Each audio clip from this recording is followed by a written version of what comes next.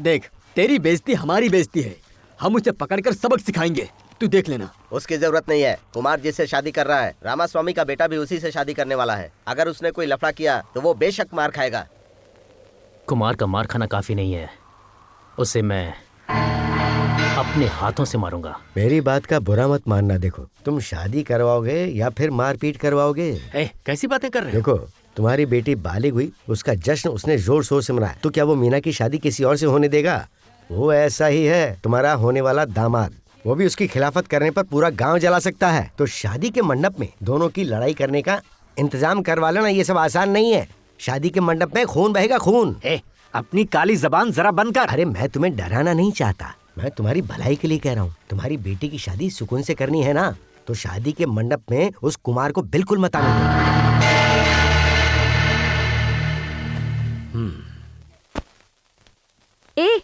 मेरी किताब मत छुआ तो बहुत मारूंगी।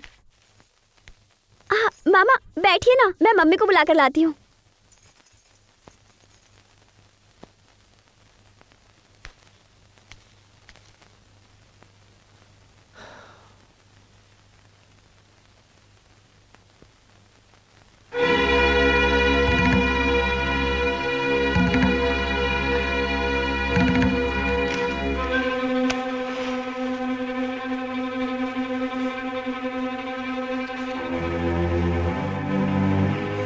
आओ राजलक्ष्मी।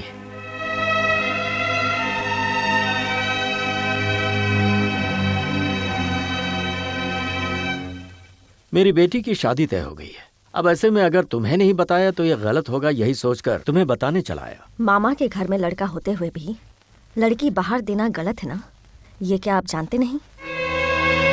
इनके मरने के बाद से घर में जो भी फैसला लिया गया आपको बताए बिना नहीं लिया गया। आपका खानदान और मेरा खानदान अलग नहीं है, लेकिन फिर भी मीना की शादी आपने कहीं और क्यों तय कर दी? अगर नागदा के रामास्वामी के घर से रिश्ता आए तो भला कोई कैसे मना कर सकता है? कुमार और मीना बच्चे थे तभी उन दोनों की शादी तय कर दी गई थी। बचपन में तो सब ठीक ही ठाक था, मगर उसके बड़े होने के बाद उसके अच्छे मुस्तकबिल के लिए मुझे लड़का देखने की जरूरत पड़ गई। क्यों? मेरे बेटे में क्या कमी है? उसकी समाज में कोई इज्जत नहीं। कमी ये है कि वो कोई कमाई धमाई नहीं करता। इतना ही नहीं, शादी के बाद घर चलाने की उसकी औकात ही नहीं है। भाई साहब, औकात की बात तो आप मत ही कीजिए। मैं कभी इस घर का मुलाजिम था, इसीलिए कह रहे हो ना तुम। आज इस घर का दामाद बनकर नहीं आया, मैं नागदा के रामास्वामी का समधी बनकर आया हूँ। चलता हूँ। पहले ये घर पैसे वाला माना जाता था, पर अब नहीं। पहले इस घर की इज्जत थी, पर अब नहीं है। अगर थोड़ी भी इज्जत बची हो तो तुम अपने बेटे को मेरी बेटी की शादी में मत भेजना, समझ गई?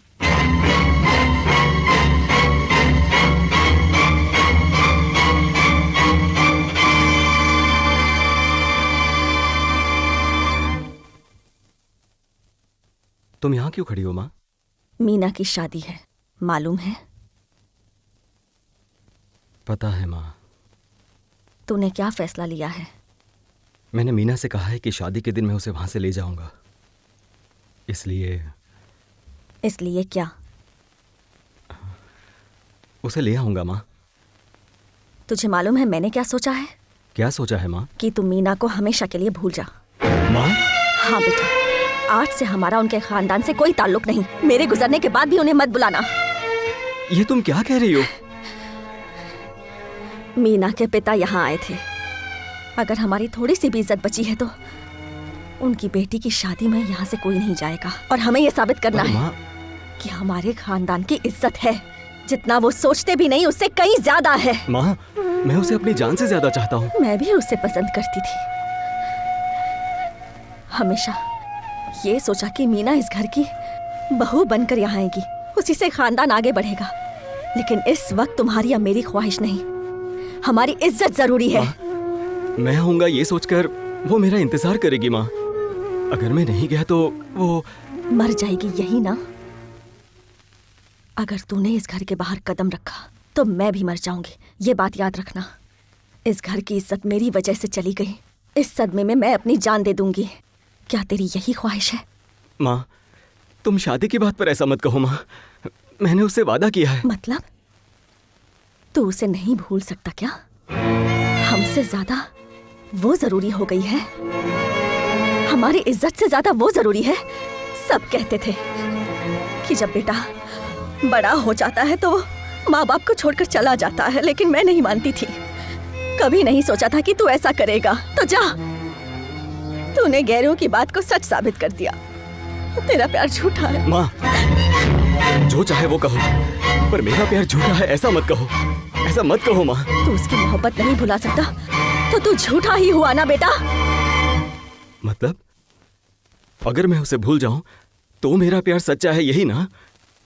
मैं उससे शादी ना करूं तो खानदान की इज्जत बच जाएगी, यही ना? तो मैं उसे भूल जाऊंगा माँ। मैं उससे शादी नहीं करूंगा।